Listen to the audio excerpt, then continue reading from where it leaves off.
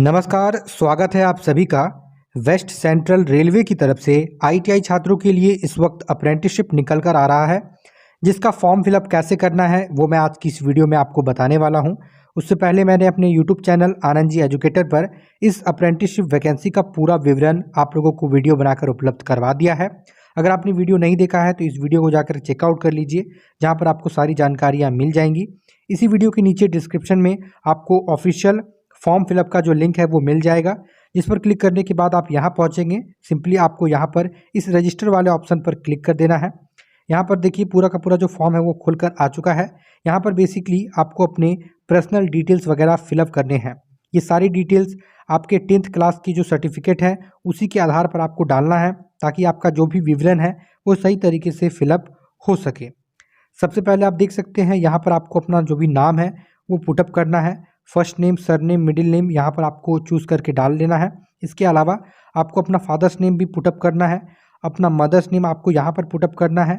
इसके अलावा जो डेट ऑफ बर्थ है उसे भी आपको कैलेंडर के अकॉर्डिंग चूज़ करके डाल लेना है। कैलेंडर में सबसे पहले आपको ईयर का चुनाव करना है। ईयर चुनने के बाद सिंपली आपको मंथ पे चले जाना है, और मंथ चुनने के बाद आपको एट लास्ट जिस डेट में आप पैदा हुए हैं उसे आपको सिलेक्ट कर लेना है।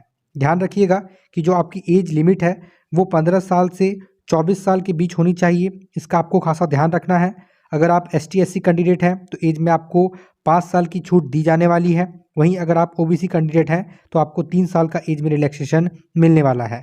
ये जो एज है वो 17/11/2022 यानी 17 नवंबर तक आपका काउंट किया जाएगा। तो उसी के अकॉर्डिंग आप लोग अपना एज यहाँ पर पुटअप कीजिएगा।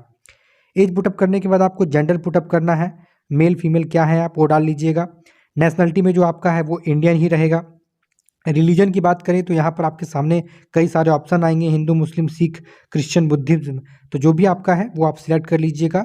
मैरिडिकल स्टेटस में अनमैरिड है, मैरिड है, डिवोर्स है, जो भी है आपका वो यहाँ से आप चूज़ कर लीजिएगा। कैटेगरी में खासा आप लोग ध्यान रखिएगा। कैटेगरी चूज़ करते वक्त यहाँ पर unreserved, EWS, OBC, SC, ST कई सारे ऑप्शंस आपको नज़र आने वाले हैं। तो याद रखिएगा कि इसके अंतर्गत जो भी आपका कैटेगरी है वो चुनें, क्योंकि आपको वहाँ पर सीट में आरक्षण दिया जाने वाला है। साथ ही जो एज है वहाँ पर भी आपको रिलैक्सेशन मिलने वाला है। तो जो भी आपका कैटेगरी है वो आप सावधानीपूर्वक यहाँ पर चुन लें। इसके बाद अगर आप एक्स सर्विसमैन हैं तो आप यहाँ पर यस पर क्लिक कर सकते हैं। इसके बाद जो भी आपका डिटेल्स है वो आपको यहाँ पर डालना होगा। अगर आप नहीं है तो सिंपली नो पर क्लिक कर दीजिए। अगर आप PWD के अंतर्गत फ़ायदा लेना चाहते हैं, अगर आप PWD के अंतर्गत आते हैं तो यस पर आप क्लिक कीजिए। इसके बाद आपसे पूछा जाएगा कि कितना % आपका जो है PWD के अंतर्गत डिसेबिलिटी है। अगर आप नहीं है तो नो पर सिंपली क्लिक कर दीजिए। इसके बाद ID कार्ड में आपको आधार कार्ड यहाँ पर चूज़ कर लेना है। आधार कार्ड देखिए आ गया। इसी आधार कार्ड का नंबर आपको नीचे की तरफ यहाँ पर डाल देना है। आधार कार्ड नंबर डालने के बाद आपको एक आइडेंटिफिकेशन मार्क पुटअप करना है। जो भी आपके शरीर में जले कटे का निशान है वो आपको डालना है। इसके साथ ही दूसरे में भी आपको एक आइडेंटिफिकेशन मार्क डाल देना है। तो जो भी शरीर में कटा छिला का निशान है वो डाल दीजिएगा। मोबाइल नंबर और ईमेल आईडी आपको एक्टिव रखना है, क्योंकि यही मोबाइल नंबर और ईमेल आईडी पर ये लोग आपको कांटेक्ट करने वाले हैं। तो एक्टिव मोबाइल नंबर और ईमेल आईडी डालिएगा। इसके बाद आपको डिवीज़न चूज़ करने का ऑप्शन आ रहा है, तो यहाँ से आप डिवीज़न चूज़ करेंगे, और जो भी आपका ट्रेड है वो आपको चूज़ करने का ऑप्शन यहाँ से आ रहा है। तो डिवीज़न और ट्रेड चूज़ करने के लिए आपको थोड़ा सा यहाँ पर सावधान रहना है। नोटिफिकेशन को एक बार चेक कर लेना है। यहाँ पर आप देख सकते हैं नोटिफिकेशन में जो पूरा का पूरा ट्रेड का विवरण है वो यहाँ पर आपको दिया गया है। तो यहाँ पर आप देख सकते हैं सभी ट्रेड का विवरण, जैसे कि इलेक्ट्रीशियन का दिया है, फिटर का दिया है। तो वैसे ही आप अपना ट्रेड यहाँ पर सबसे पहले खोज के निकालें। जी हाँ, इस नोटिफिकेशन में जैसे कि मैं अभी कोपा ट्रेड से अप्लाई करने वाला हूँ, तो मैं कोपा ट्रेड को देखिए मैंने ढूंढ लिया। ये रहा मेरा कोपा ट्रेड। ऐसे ही आप अपना ट्रेड ढूंढ लीजिएगा। सारे डिवीज़न के नाम दिए हैं। अब मैं देखूंगा कि किस डिवीज़न में सबसे ज़्यादा सीट मेरे ट्रेड में निकला हुआ है। तो ये देख सकते हैं दोस्तों, 50 सीट निकला हुआ है BPL डिवीज़न में, और 48 सीट है JBP डिवीज़न में।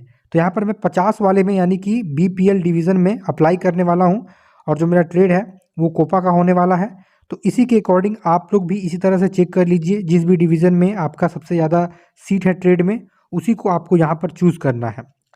तो यहाँ पर मैं सिंपली BPL डिवीज़न चूज़ करने वाला हूँ, और जो ट्रेड है वो मैं यहाँ पर कोपा रखने वाला हूँ। तो ये दोनों मैंने ले लिया है। इसी के अकॉर्डिंग यहाँ पर एजुकेशनल क्वालिफिकेशन डिटेल्स आपको पुटअप करना है। जो भी एग्ज़ाम पास्ट है उसकी डिटेल्स आपको यहाँ पे डालनी है। जैसे कि 10th आपने जो पास किया है वो आपको बोर्ड का नाम डालना है यहाँ पर। इसके अलावा ईयर ऑफ पासिंग डालना है, रोल नंबर यहाँ आपको पुटअप करना है, सर्टिफिकेट नंबर डालना है, कितना नंबर आप ले करके आए हैं इसको यहाँ पे डालना है। ध्यान रखिएगा, इसी के आधार पर आपका जो मेरिट है वो बनने वाला है, इसको सही से डालिएगा। इसके बाद कितना नंबर का एग्ज़ाम हुआ, कुल नंबर आपको यहाँ पर पुटअप करना है, और कितना परसेंटेज आपका बना है वो यहाँ पर अपने आप ये ले लेगा। इसके बाद सिंपली आपको नीचे आना है और अपनी आईटीआई की डिटेल्स डालनी है। सबसे पहले आपको अपने कॉलेज का नाम डालना है, जो भी आपके कॉलेज का नाम है वो यहाँ पर आप लोग पुटअप कर दीजिएगा। ईयर ऑफ पासिंग आपका क्या है वो आईटीआई का आपको डालना है, रोल नंबर डालना है, सर्टिफिकेट नंबर डालना है, ऑब्टेंड मार्क दोनों ईयर का मिला करके आपको यहाँ पर पुटअप करना है। ध्यान रखिए 10th और आईटीआई की मार्क्स के बेसिस पर ही आपका मेरिट लिस्ट बनाया जाएगा। टोटल मार्क्स आप डाल दीजिएगा, एग्रीगेट मार्क्स आपका जो परसेंटेज है वो यहाँ पर अपने आप ले लेगा। सिलेक्ट काउंसिल, एनसीवीटी एससीवीटी क्या है वो आपको यहाँ से सिलेक्ट करना है। चलिए एनसीवीटी में सिलेक्ट करता हूँ। आप पास हैं या फेल हैं वो आपको यहाँ पर बताना होगा, तो जो पास हैं वो पास कर दें और जो फेल हैं वो फेल कर दें। ट्रेड जो है वो अपने आप ले लिया है। सिंपली इतना भरने के बाद हम लोग यहाँ नेक्स्ट के बटन पर क्लिक कर देंगे।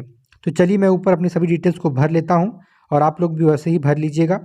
नेक्स्ट करने के बाद आपसे आपका जो एड्रेस डिटेल है वो मांगा जाएगा। तो यहाँ पर जो भी आपका विलेज है, टाउन है, पोस्ट ऑफिस है, तहसील है, पुलिस स्टेशन है, स्टेट है, डिस्ट्रिक्ट है, पिन कोड है, ये सारी डिटेल्स आपको डालनी है। और अगर आपका कॉरस्पॉन्डिंग एड्रेस और परमानेंट एड्रेस एक ही है तो यस पर क्लिक कर दीजिए। सारी चीज़ें जो आप यहाँ डालेंगे वो अपने आप यहाँ पर कॉपी हो जाएगा।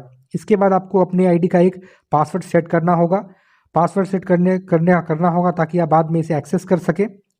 इसके बाद आप नीचे की तरफ जो डिक्लेरेशन दिया हुआ है आप यस पे क्लिक करके, और ध्यान रखिएगा जो पासवर्ड डालिएगा ना वो 6 डिजिट का होना चाहिए, 6 कैरेक्टर्स का होना चाहिए। सभी चीज़ें भरने के बाद हम लोग प्रोसेस वाले इस बटन पर क्लिक करेंगे। प्रोसेस पर क्लिक करने के बाद आपके सामने प्रीव्यू एंड कन्फर्मेशन आएगा। जो भी डिटेल्स आपने भरी है उसको सही तरीके से चेक कीजिए, डिवीज़न चेक कीजिए, ट्रेड चेक कीजिए किस ट्रेड के लिए आप अप्लाई कर रहे हैं। इसके अलावा आपका नाम, आपके फादर का नाम, date of birth, mother name, ये सारी चीज़ें भी एक बार आप लोग क्रॉस वेरीफाई कर लीजिएगा। साथ ही जो नंबर आप डाल रहे हैं और जो ईमेल आईडी डाल रहे हैं उसको भी एक बार अच्छे से क्रॉस वेरीफाई कर लीजिएगा। सारी डिटेल सही तरीके से चेक करने के बाद नीचे की तरफ आप यहाँ पर टिक कर दीजिएगा, और टिक करने के बाद ये जो कैप्चा यहाँ पर दिया गया है इसे आपको यहाँ पर टाइप कर देना है और सबमिट एप्लीकेशन पर क्लिक कर देना है। जैसे ही आप सबमिट एप्लीकेशन पर क्लिक कीजिएगा जो आपका एप्लीकेशन है वो सबमिट हो जाएगा, और यहाँ पर आपसे अपलोड फ़ोटो एंड सिग्नेचर यहाँ पर मांग रहा है। तो यहाँ पर आपको सिंपली सिग्नेचर और आपका जो फ़ोटो है वो अपलोड करना होगा। ध्यान रखिए 6 महीने से पुराना फ़ोटो नहीं होना चाहिए, फ़ोटो साफ़ और क्लियर होना चाहिए, जेपीजी और पीएनजी आपको फॉर्मेट में होना चाहिए और 500 केबी से ऊपर नहीं होना चाहिए। तो चलिए हम लोग यहाँ से क्लिक करके ब्राउज़ पर फ़ोटो को अपलोड कर लेते हैं। तो ये देखिए दोस्तों, जो फ़ोटो है वो हमारा अपलोड हो चुका है। इसी तरह से नीचे की तरफ जो सिग्नेचर है वो भी हमें अपलोड कर देना है यहाँ से। और चलिए जैसे फ़ोटो अपलोड हुआ है वैसे ही हम लोग सिग्नेचर भी अपलोड कर देंगे।